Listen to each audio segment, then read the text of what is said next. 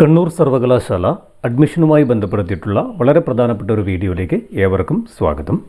ഇന്നത്തെ നമ്മുടെ വീഡിയോയിൽ ഉൾപ്പെടുത്തിയിട്ടുള്ളത് 2022-23 അധ്യയന വർഷത്തെ സർവകലാശാല കീഴിലുള്ള ബിരുദാനന്തര ബിരുദ കോഴ്സുകളിലേക്കുള്ള പ്രവേശനത്തിനുള്ള ഓൺലൈൻ അപേക്ഷ ക്ഷണിച്ചിരിക്കുകയാണ്.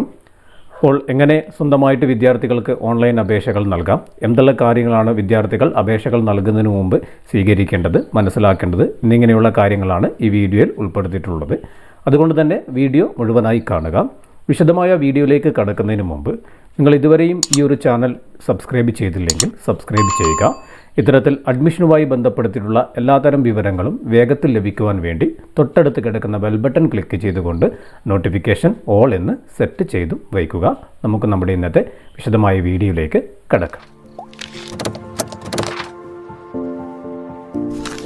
അഡ്മിഷൻ വെബ്സൈറ്റിൻ്റെ ലിങ്ക് വീഡിയോന് താഴെ ഡിസ്ക്രിപ്ഷൻ ബോക്സിൽ കൊടുക്കാം. അവിടെ നിന്ന് നിങ്ങൾക്ക് ഡയറക്റ്റായി ഈ ഒരു ലിങ്കിലേക്ക് കടക്കുവാൻ സാധിക്കുന്നതാണ്. ഈ ലിങ്കിൽ കടന്നു കഴിഞ്ഞാൽ നിങ്ങൾക്കിവിടെ PG എന്നുള്ളൊരു ടാബ് കാണാം. അവിടെ ക്ലിക്ക് ചെയ്ത് കഴിഞ്ഞാൽ നിങ്ങൾക്ക് 3 ഓപ്ഷനുകൾ കാണാം. Apply now, prospectus and notification എന്നുള്ളത്. പ്രോസ്പെക്ടസ് എന്നുള്ളവിടെ ക്ലിക്ക് ചെയ്തുകൊണ്ട് നിങ്ങൾ നിർബന്ധമായിട്ടും പ്രോസ്പെക്ടസ് വായിക്കേണ്ടതാണ്. പ്രോസ്പെക്ടസ് വായിച്ച് മനസ്സിലാക്കിയതിന് ശേഷം മാത്രം നിങ്ങളുടെ ഓൺലൈൻ അപേക്ഷാ നടപടികളിലേക്ക് കടക്കുക. അപ്പോൾ ഓൺലൈൻ അപേക്ഷാ നടപടികളെക്കുറിച്ച് ഞങ്ങൾ നേരത്തെ തന്നെ ഞാൻ പറഞ്ഞു കഴിഞ്ഞു.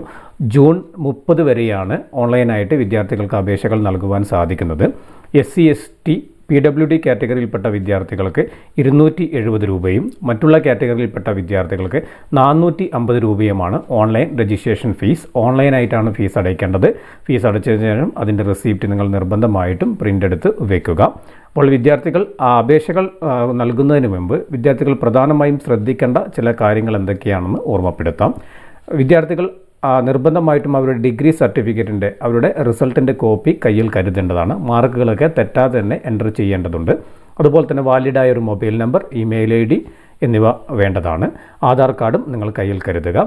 അതുപോലെ തന്നെ അപേക്ഷയിൽ നിങ്ങളുടെ ഫോട്ടോ, സിഗ്നേച്ചർ, SLC സർട്ടിഫിക്കറ്റ് എന്നിവ അപ്ലോഡ് ചെയ്യേണ്ടതുണ്ട്. അത് പ്രത്യേകമായ ഫോർമാറ്റിലാണ് അപ്ലോഡ് ചെയ്യേണ്ടത്.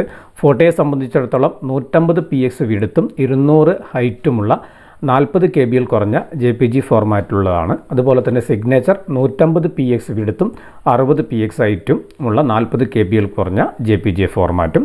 ഡേറ്റ് ഓഫ് ബർത്ത് തെളിയിക്കുന്നതിന് വേണ്ടി SLC സർട്ടിഫിക്കറ്റാണ് അപ്ലോഡ് ചെയ്യേണ്ടത്. 80 kbയിലുള്ള JPG ഫോർമാറ്റിലുള്ള സർട്ടിഫിക്കറ്റാണ് അപ്ലോഡ് ചെയ്യേണ്ടത്. അപ്പോൾ ഇന്നത്തെ ഈ വീഡിയോയിൽ നമ്മൾ വളരെ വിശദമായിട്ട് ഓരോ കാര്യങ്ങളും വിശദീകരിക്കുന്നുണ്ട്. അതുകൊണ്ട് തന്നെ വീഡിയോ സ്കിപ്പ് ചെയ്യാതെ മുഴുവനായും കണ്ടതിന് ശേഷം മാത്രം നിങ്ങൾ നിങ്ങളുടെ ഓൺലൈൻ അപേക്ഷാ നടപടികളിലേക്ക് കടക്കുക.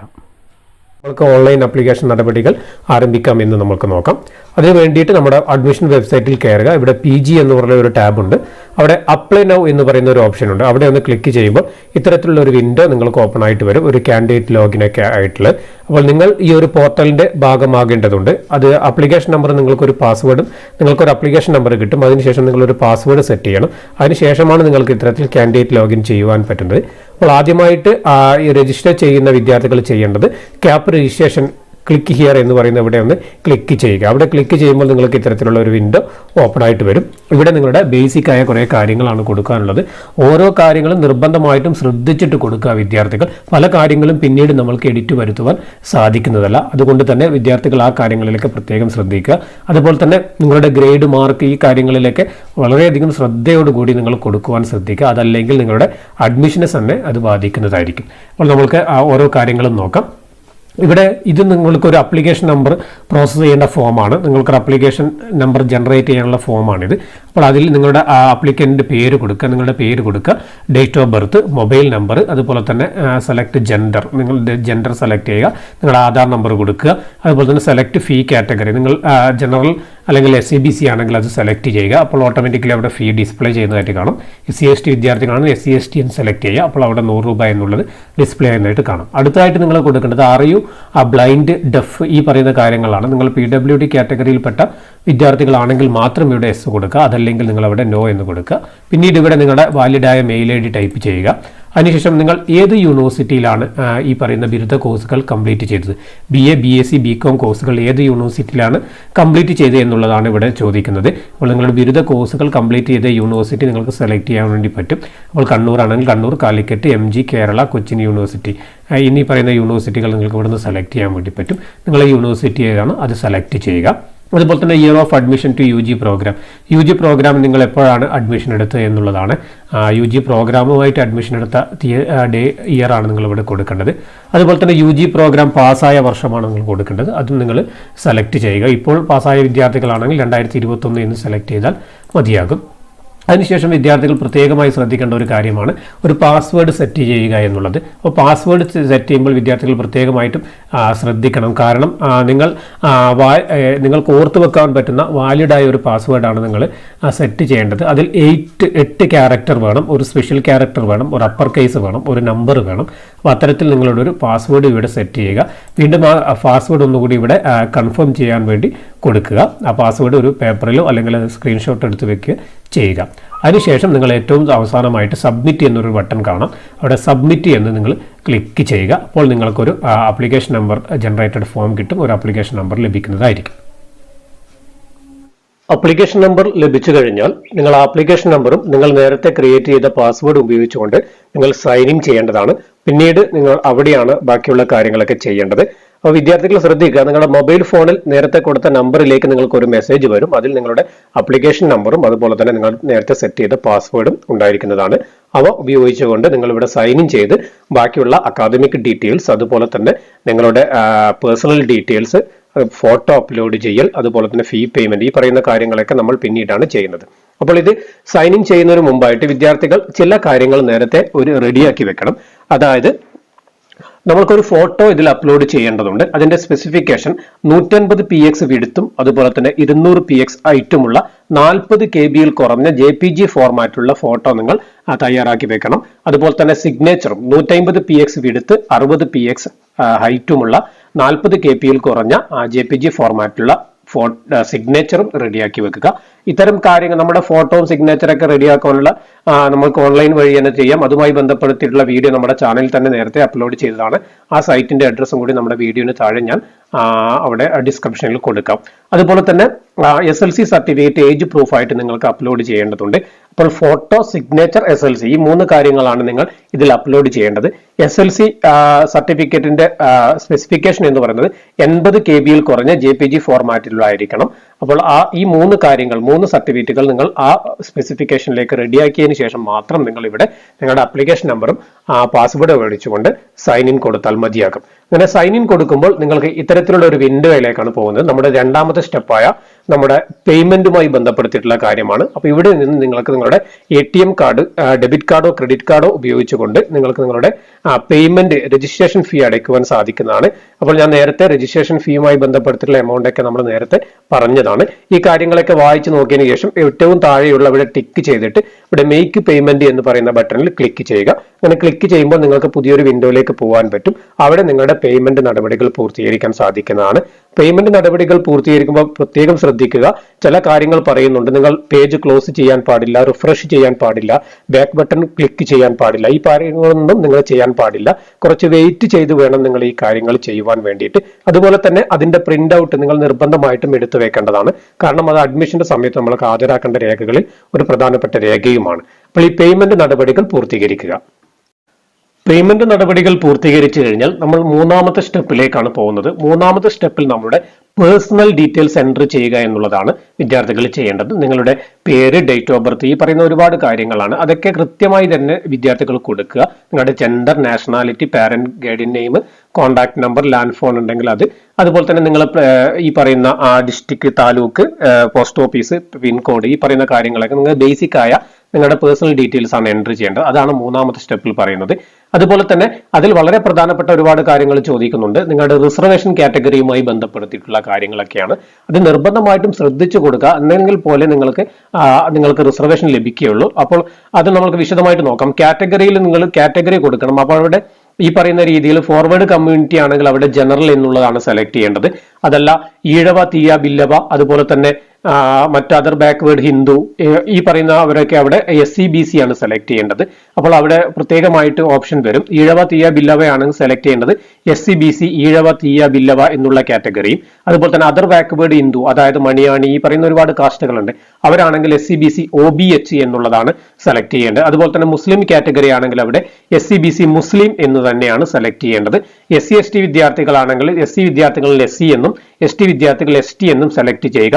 ഇത് നിങ്ങളുടെ റിസർവേഷനുമായി ബന്ധപ്പെടുത്തിയുള്ള വളരെ പ്രധാനപ്പെട്ട ഒരു കാര്യമാണ്. നിങ്ങൾക്ക് മാൻഡേറ്ററി റിസർവേഷൻ ലഭിക്കണമെങ്കിൽ ഇത്തരം കാര്യങ്ങൾ നിർബന്ധമായിട്ട് നിങ്ങൾ അവിടെ സെലക്ട് ചെയ്യേണ്ടതാണ്. അതിനുശേഷം നിങ്ങളോട് വെദർ ക്രിമിലെയർ എന്ന് ചോദിക്കും. അതായത് 8 ലക്ഷത്തിൽ താഴെ വരുമാനമുള്ള SC/BC കാറ്റഗറിയിൽപ്പെട്ട വിദ്യാർത്ഥികൾക്ക്, ഞാൻ നേരത്തെ പറഞ്ഞ കാസ്റ്റിൽപ്പെട്ട വിദ്യാർത്ഥികൾക്ക് റിസർവേഷൻ ലഭിക്കും. ആ വിദ്യാർത്ഥികൾ 8 ലക്ഷത്തിൽ താഴെ വരുമാനം ഉണ്ടാവണം, അതായത് നോൺ ക്രിമിലെയർ വിഭാഗത്തിൽ പെടണം. അപ്പൊ അങ്ങനെ പെടുന്ന വിദ്യാർത്ഥികൾക്കാണെങ്കിൽ റിസർവേഷൻ ലഭിക്കും. അപ്പോൾ അവർ അത്തരത്തിലുള്ള വിദ്യാർത്ഥികളാണെങ്കിൽ അവിടെ വെദർ ക്രിമിലെയർ എന്ന് ചോദിക്കുന്നവിടെ നോൺ ക്രിമിലെയർ എന്ന് നിങ്ങൾ സെലക്ട് ചെയ്യണം. അതിന്റെ സർട്ടിഫിക്കറ്റ് നിങ്ങൾ നിർബന്ധമായിട്ടും അഡ്മിഷന് മുമ്പായിട്ട് വാങ്ങി വെക്കേണ്ടതുമാണ്. അതുപോലെ തന്നെ അടുത്തതായിട്ട് നിങ്ങളുടെ സെലക്ട് കാസ്റ്റ് ചോദിക്കും. നിങ്ങളുടെ പർട്ടിക്കുലർ കാസ്റ്റ് നിങ്ങൾ അവിടെ കൊടുക്കുക. ഏതാണ് നിങ്ങളുടെ കാസ്റ്റ് അത് അവിടെ നിന്ന് കൊടുക്കുക. പിന്നീട് ചോദിക്കുന്നത് person with bench mark disability ആണ്. PWD കാറ്റഗറിയിൽപ്പെട്ട വിദ്യാർത്ഥികളുടെയാണ്. ഒരു 40% കൂടുതൽ അല്ലെങ്കിൽ 40% കൂടുതൽ വൈകല്യമുള്ള സർട്ടിഫിക്കറ്റ്, മെഡിക്കൽ ബോർഡിന്റെ സർട്ടിഫിക്കറ്റ് അവർക്ക് ആവശ്യമാണ്. അത്തരം സർട്ടിഫിക്കറ്റുകളുള്ള വിദ്യാർത്ഥികൾക്ക് അവിടെ യെസ് കൊടുത്തുകൊണ്ട് ആ കാര്യങ്ങൾ ക്ലെയിം ചെയ്യുവാൻ സാധിക്കുന്നതാണ്. അതിനുശേഷം നിങ്ങളോട് ചോദിക്കുന്നത് OEC ആണോ എന്നാണ്, OEC SC and OEC ST ആണോ എന്നുള്ളതാണ്. അപ്പൊ അതുമായി ബന്ധപ്പെടുത്തിയിട്ടുള്ള വിദ്യാർത്ഥികളാണെങ്കിൽ നിങ്ങൾ അവിടെ OEC സെലക്ട് ചെയ്യുക. അപ്പൊ OEC കാറ്റഗറിയിൽപ്പെട്ട വിദ്യാർത്ഥികൾക്ക് SC/ST സീറ്റൊക്കെ വേക്കന്റ് വരുന്ന മുറയ്ക്ക് OEC കാറ്റഗറിയിൽപ്പെട്ട വിദ്യാർത്ഥികൾക്കാണ് കൊടുക്കുന്നത്. അതുകൊണ്ട് OEC ആയി ബന്ധപ്പെട്ട വിദ്യാർത്ഥികളാണെങ്കിൽ അവിടെ OEC എന്ന് കൊടുക്കുക. അതുപോലെ തന്നെ അവർ നോൺ ക്രിമിലെയർ സർട്ടിഫിക്കറ്റ് കൂടി റെഡിയാക്കി വെക്കുക. OEC റിസർവേഷൻ കിട്ടാൻ വേണ്ടിയിട്ട് അവർക്ക് ഈ പറയുന്ന educational OEC list four educational concession, അതായത് ചില കാസ്റ്റുകൾ 30ഓളം കാസ്റ്റുകൾ OEC ലിസ്റ്റിലേക്ക് പെടുത്തിയിട്ടുണ്ട്. അത്തരം വിദ്യാർത്ഥികൾക്ക് അഡ്മിഷനുമായി ബന്ധപ്പെടുത്തിയിട്ടുള്ള ആനുകൂല്യം ലഭിക്കുന്നതല്ല. അവർക്ക് എഡ്യൂക്കേഷണൽ ഫീസ് കൺസെഷൻ മാത്രമേ ലഭിക്കുകയുള്ളൂ. മറ്റുള്ള തരത്തിലുള്ള ശരിയായ OEC ലിസ്റ്റിൽപ്പെട്ട വിദ്യാർത്ഥികളാണ് ഇത്തരത്തിൽ അവിടെ ടിക്ക് ചെയ്യേണ്ടത്. അതിനുശേഷം ഫോർവേഡ് കമ്മ്യൂണിറ്റി ആണോ എന്ന് ചോദിക്കും. അപ്പോൾ ഫോർവേഡ് കമ്മ്യൂണിറ്റി ആണെങ്കിൽ അവർക്കും 10% റിസർവേഷൻ ഉണ്ട്. എല്ലാ കാസ്റ്റിൽപ്പെട്ട വിദ്യാർത്ഥികൾക്കും റിസർവേഷൻ ഉണ്ട്. ഫോർവേഡ് കമ്മ്യൂണിറ്റിയാണ് പെട്ട വിദ്യാർത്ഥികൾക്ക് 10% റിസർവേഷൻ ഉണ്ട്. EWS എന്നാണ് പറയാ, ഇക്കണോമിക്കലി വീക്കർ സെക്ഷൻ എന്നുള്ളതാണ്. അപ്പോൾ ഫോർവേഡ് കമ്മ്യൂണിറ്റി ആണെങ്കിൽ അവിടെ ഫോർവേഡ് കമ്മ്യൂണിറ്റി സെലക്ട് ചെയ്യുക. നായർ, അതുപോലെ തന്നെ ഈ RC ഈ പറയുന്ന ഒരുപാട് കാസ്റ്റുകളുണ്ട്, അത് അവിടെ സെലക്ട് ചെയ്യുക. അതിനുശേഷം EWS എന്നുള്ള അവിടെ നിങ്ങൾ S എന്ന് കൊടുക്കുക. അപ്പോൾ SC/BC OEC SC/ST വിദ്യാർത്ഥികൾ EWS S കൊടുക്കാൻ പാടില്ല. ജനറൽ കാറ്റഗറിയിൽപ്പെട്ട വിദ്യാർത്ഥികൾക്ക് മാത്രമാണ് EWS ആനുകൂല്യം ലഭിക്കുന്നത്. അവരവിടെ S എന്ന് കൊടുക്കുക. അതിനുശേഷം അവർ വില്ലേജ് ഓഫീസിൽ നിന്ന് അത്തരത്തിലുള്ള 2 സർട്ടിഫിക്കറ്റുകളുണ്ട്. ആ സർട്ടിഫിക്കറ്റുകളിൽ ഏതെങ്കിലും ഒന്നാണ് നിങ്ങൾക്ക് ബാധകമാകുന്നത്. അത് നിങ്ങൾ വാങ്ങി വെക്കുക. അതായത് നിങ്ങൾ BPL കാർഡിന് ഉടമയാണെങ്കിൽ നിങ്ങൾ അന്ത്യോദയ എന്ന് പറഞ്ഞിട്ടുള്ള ഒരു കാർഡാണെങ്കിൽ നിങ്ങൾക്ക് അത്തരത്തിലുള്ള ഒരു സർട്ടിഫിക്കറ്റ് ആണ് ലഭിക്കുക. അതല്ലെങ്കിൽ നിങ്ങൾ ഇൻകം ആൻഡ് അസറ്റ് സർട്ടിഫിക്കറ്റ് ആണ് വാങ്ങേണ്ടത്. അപ്പോൾ ആ BPL പെടാത്ത വിദ്യാർത്ഥികൾക്കും EWS ആനുകൂല്യം ലഭിക്കുന്നതാണ്. അപ്പോൾ അത്തരം സർട്ടിഫിക്കറ്റുകൾ വാങ്ങി വെക്കുക. അഡ്മിഷൻ സമയത്ത് ആവശ്യമുള്ളതാണ്. അതിനുശേഷം are you eligible for community reservation എന്നുള്ള അവിടെ നിങ്ങളുടെ റിസർവേഷൻ ഉണ്ടെങ്കിൽ നിങ്ങൾ അവിടെ S എന്ന് സെലക്ട് ചെയ്യുക. പിന്നീട് വരുന്നത് നിങ്ങളുടെ സ്പെഷ്യൽ വെയിറ്റേജുമായി ബന്ധപ്പെടുത്തിയിട്ടുള്ള കാര്യങ്ങളാണ്.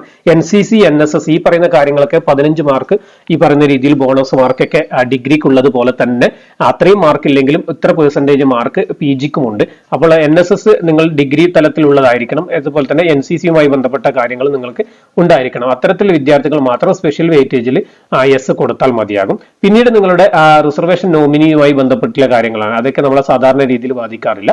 പിന്നീട് 4ാമത്തെ സ്റ്റെപ്പിലേക്കാണ് നമ്മൾ പോകുന്നത്. അവിടെ നിങ്ങളുടെ ഫോട്ടോ, ഞാൻ നേരത്തെ പറഞ്ഞ സ്പെസിഫിക്കേഷനിൽ നിങ്ങൾ ഫോട്ടോ നിങ്ങളുടെ കമ്പ്യൂട്ടറിൽ അല്ലെങ്കിൽ മൊബൈലിൽ സേവ് ചെയ്ത് വെച്ചത് എടുത്തിട്ട് നിങ്ങളവിടെ ഈ പറയുന്ന രീതിയിൽ ബ്രൗസ് എന്നൊരു ഫീച്ചർ ഉണ്ടാവും. അവിടെ നിങ്ങൾ സെലക്ട് ചെയ്തിട്ട് നിങ്ങളെ ഫോട്ടോ അതുപോലെ തന്നെ ഈ പറയുന്ന കാര്യങ്ങളൊക്കെ അപ്ലോഡ് ചെയ്യാൻ സാധിക്കുന്നതാണ്.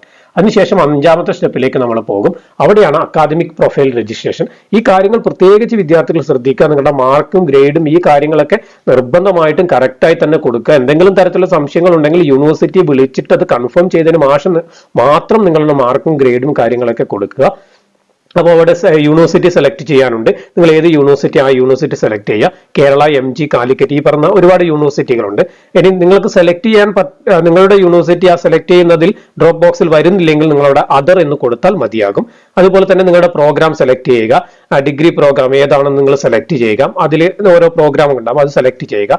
അതിൽ പിന്നെ സ്പെസിഫിക്കേഷൻ നിങ്ങളുടെ സ്പെഷ്യലൈസേഷൻ സെലക്ട് ചെയ്യാൻ വേണ്ടി പറ്റും. ഫോർ എക്സാമ്പിൾ BA ഇംഗ്ലീഷ് ആണോ, BSc ഫിസിക്സ് ആണോ, BSc കെമിസ്ട്രി ആണോ, ആ രീതിയിലുള്ള നിങ്ങൾ സെലക്ട് ചെയ്യുക. BCom ആണ്, BCom ആ രീതിയിൽ സെലക്ട് ചെയ്യുക. പിന്നീട് നമ്പർ ഓഫ് അപ്പിയറൻസ് ആണ് ചോദിക്കുന്നത്. നിങ്ങൾ ആദ്യത്തെ പ്രാവശ്യമാണ് നിങ്ങളവിടെ 1 എന്നുള്ളതാണ് കൊടുക്കേണ്ടത്. അല്ലാതെ നിങ്ങൾ അവിടെ രണ്ടാമത്തെ പ്രാവശ്യമാണെങ്കിൽ ജയിച്ചതെങ്കിൽ അവർ 2 എന്ന് കൊടുക്കുക. പിന്നെ ഇയർ ഓഫ് പാസിംഗ് കൊടുക്കുക. പിന്നെ നിങ്ങളുടെ എക്സാമിനേഷൻ രജിസ്റ്റർ നമ്പർ കൊടുക്കുക. ഈ കാര്യങ്ങളൊക്കെ തെറ്റാതെ തന്നെ കൊടുക്കുക. പിന്നീടാണ് നമ്മൾ ഏറ്റവും പ്രധാനപ്പെട്ട 7ാമത്തെ സ്റ്റെപ്പിലേക്ക് പോകുന്നത്. നിങ്ങൾ ഏത് കോളേജിൽ പഠിക്കണം, ഏത് കോഴ്സിന് പഠിക്കണം എന്നുള്ള സ്റ്റെപ്പാണ്. നിങ്ങളുടെ കോളേജ് ഓപ്ഷൻ ആഡ് ചെയ്യുക. നിങ്ങൾക്ക് ഓരോ കോളേജുകളും അവിടെ ആഡ് ചെയ്യാൻ വേണ്ടി പറ്റുന്നതാണ്. നിങ്ങൾക്ക് ആവശ്യമുള്ള കോളേജുകൾ അവിടെ ആഡ് ചെയ്ത് കൊടുക്കുക. അതിനുശേഷം നിങ്ങൾക്ക് ഒരു കൺഫർമേഷൻ ചോദിക്കും. അതിനുശേഷം നിങ്ങൾ സബ്മിറ്റ് കൊടുത്തു കഴിഞ്ഞാൽ നിങ്ങളുടെ ആപ്ലിക്കേഷൻ നിങ്ങൾക്ക് വ്യൂ ചെയ്യുവാൻ പറ്റുന്നതാണ്. അവിടെ വീണ്ടും നിങ്ങൾക്ക് എന്തെങ്കിലും തരത്തിലുള്ള എഡിറ്റ് വരുത്തണമെങ്കിൽ എഡിറ്റ് വരുത്തുക. അഥവാ എഡിറ്റ് വരുത്തേണ്ട നിങ്ങൾക്കെല്ലാം ഓക്കെ ആണെങ്കിൽ നിങ്ങൾക്ക് അവിടെ സബ്മിറ്റ് ആപ്ലിക്കേഷൻ എന്നുള്ള അവിടെ ക്ലിക്ക് ചെയ്യുക. നിങ്ങളുടെ ഫൈനൽ സബ്മിഷൻ കൊടുക്കുവാൻ സാധിക്കുന്നതാണ്. അതിനുശേഷം ആ ഫോം നിങ്ങളൊന്ന് പ്രിന്റ് എടുത്ത് വെക്കുകയോ അല്ലെങ്കിൽ നിങ്ങൾ ഡൗൺലോഡ് ചെയ്ത് വെക്കുകയോ ചെയ്യുക. പിന്നീട് അതൊരിക്കലും ഇപ്പോൾ കോളേജുകളിൽ കൊടുക്കേണ്ടതില്ല, നിങ്ങൾ കയ്യിൽ സൂക്ഷിച്ചാൽ മതിയാകും. പിന്നീട് നിങ്ങൾക്ക് അഡ്മിഷന്റെ സമയത്ത് അത്തരം കാര്യങ്ങൾ നിങ്ങൾക്ക് ആവശ്യമുള്ളതാണ്. അപ്പോൾ ഇതാണ് ഈ ഓൺലൈൻ ആപ്ലിക്കേഷൻ നടപടിയുമായിട്ട് നിങ്ങൾ ചെയ്യേണ്ട പ്രധാനപ്പെട്ട കാര്യങ്ങൾ. അപ്പോൾ നമ്മൾ നേരത്തെ പറഞ്ഞ രീതികളിൽ നിങ്ങൾക്ക് ഓൺലൈനായിട്ട് ആപ്ലിക്കേഷൻ നൽകുവാൻ പറ്റും. വളരെ ശ്രദ്ധയോടുകൂടി ഓൺലൈൻ ആപ്ലിക്കേഷൻ നടപടികൾ പൂർത്തീകരിക്കുക. അതുപോലെ തന്നെ sports quota, community quota, management കോട്ടയിൽപ്പെട്ട വിദ്യാർത്ഥികളോട് പ്രത്യേകം പറയാനുള്ളത്, നിങ്ങൾ സ്പോർട്സ് കോട്ടയാണെങ്കിൽ ഈ ആപ്ലിക്കേഷന്റെ സമയത്ത് തന്നെ സ്പോർട്സ് പാർട്ടിസിപ്പേഷൻ ചോദിക്കും. അവിടെ നിങ്ങൾ S എന്ന് കൊടുക്കുക. അതിനനുസരിച്ച് നിങ്ങളുടെ സർട്ടിഫിക്കറ്റ് ഡീറ്റെയിൽസ് ഒക്കെ അവിടെ കൊടുക്കുക. അതുപോലെ തന്നെ നിങ്ങൾ ഓൺലൈൻ ആപ്ലിക്കേഷൻ സമർപ്പിച്ചതിന് ശേഷം നിങ്ങൾ അതിന്റെ പ്രിന്റ് ഔട്ടും കൂടി എടുത്തിട്ട് നിങ്ങൾ ഏത് കോളേജിലാണ് ഈ സ്പോർട്സുമായി ബന്ധപ്പെട്ടിട്ട് പഠിക്കുവാൻ ആഗ്രഹിക്കുന്നത് ആ കോളേജിൽ, നിങ്ങൾ കുറെ കോളേജ് ഉണ്ടെങ്കിൽ ഓരോ കോളേജിലും സെപ്പറേറ്റ് ആയിട്ട് വീണ്ടും ആപ്ലിക്കേഷൻ കൊടുക്കുക. ഈ പറയുന്ന ഓൺലൈൻ ആപ്ലിക്കേഷന്റെ പ്രിന്റ് ഔട്ട് പിന്നെ ഒരു അപേക്ഷയുമായിട്ട് നിങ്ങൾ അത്തരം കോളേജുകളിൽ സമീപിക്കുക. അതുപോലെ തന്നെ മാനേജ്മെന്റ് കോട്ടയാണെങ്കിലും ഇതേ രീതിയിൽ തന്നെ നിങ്ങൾ ഏത് കോളേജാണ് ആഗ്രഹിക്കുന്നത് ആ കോളേജ് നേരിട്ട് ബന്ധപ്പെടുക. അപ്പോൾ ഏത് കോട്ടയിലാണെങ്കിലും നിങ്ങൾ ഓൺലൈൻ ആപ്ലിക്കേഷൻ ഇപ്പോൾ സാധാരണ വിദ്യാർത്ഥികൾ ചെയ്യുന്ന പോലെ ഓൺലൈൻ ആപ്ലിക്കേഷൻ നിർബന്ധമായിട്ടും ചെയ്യണം. എങ്കിൽ മാത്രമേ നിങ്ങൾക്ക് ഇത്തരത്തിലുള്ള കോട്ടകളിൽ അഡ്മിഷൻ വാങ്ങുവാൻ വേണ്ടി പറ്റുകയുള്ളൂ. അപ്പോൾ സ്പോർട്സ് കോട്ട വിദ്യാർത്ഥികൾ ആപ്ലിക്കേഷന്റെ സമയത്ത് S എന്ന് കൊടുക്കുകയും പിന്നീട് അത് ആപ്ലിക്കേഷൻ കംപ്ലീറ്റ് ചെയ്തതിനു ശേഷം ഡൗൺലോഡ് ചെയ്തെടുത്ത് അതിന്റെ കൂടെ നിങ്ങളുടെ സ്പോർട്സ് സർട്ടിഫിക്കറ്റും ഒരു അപേക്ഷയുമായി നിങ്ങൾക്ക് ഏതൊക്കെ കോളേജ് വേണം ആ കോളേജൊക്കെ നേരിട്ട് നിങ്ങളുടെ ആപ്ലിക്കേഷൻ കൊടുക്കുക. മാനേജ്മെന്റ് സീറ്റുമായി ബന്ധപ്പെടുത്തിയിട്ട് നിങ്ങൾ നേരത്തെ തന്നെ മാനേജ്മെന്റ് സീറ്റ് ബുക്ക് ചെയ്യുക. ഈ ഓൺലൈൻ ആപ്ലിക്കേഷന്റെ ഫോമും ആയിട്ട് നിങ്ങൾ ആ മാനേജ്മെന്റുമായി ബന്ധപ്പെടുക. കമ്മ്യൂണിറ്റി കോട്ടയും അതുപോലെ തന്നെയാണ്. കമ്മ്യൂണിറ്റി കോളേജുമായി നിങ്ങൾ ബന്ധപ്പെടുക. ഓൺലൈൻ ആപ്ലിക്കേഷൻ ഇതേ രീതിയിൽ തന്നെ കൊടുത്തതിന് ശേഷമാണ് ഇത്തരം കാര്യങ്ങളൊക്കെ ചെയ്യേണ്ടത്. അപ്പോൾ ഇങ്ങനെയാണ് നിങ്ങളുടെ PG പ്രവേശനവുമായി ബന്ധപ്പെടുത്തിയുള്ള ഓൺലൈൻ ആപ്ലിക്കേഷൻ നൽകേണ്ടത്. ഈ വീഡിയോ നിങ്ങൾക്ക് ഉപകാരപ്പെട്ടുവെങ്കിൽ നിങ്ങളൊന്ന് ലൈക്ക് ചെയ്യുക, മറ്റുള്ളവരിലേക്ക് ഷെയർ ചെയ്യുക. നമ്മുടെ ചാനൽ ഒന്ന് സബ്സ്ക്രൈബ് ചെയ്ത് നമ്മളെ സപ്പോർട്ട് കൂടി ചെയ്യുക. പുതിയ വാർത്തകളും പുതിയ വിവരങ്ങളും അഡ്മിഷനുമായി ബന്ധപ്പെടുത്തിയിട്ട് നമുക്ക് വീണ്ടും കാണാം. എല്ലാവർക്കും നന്ദി.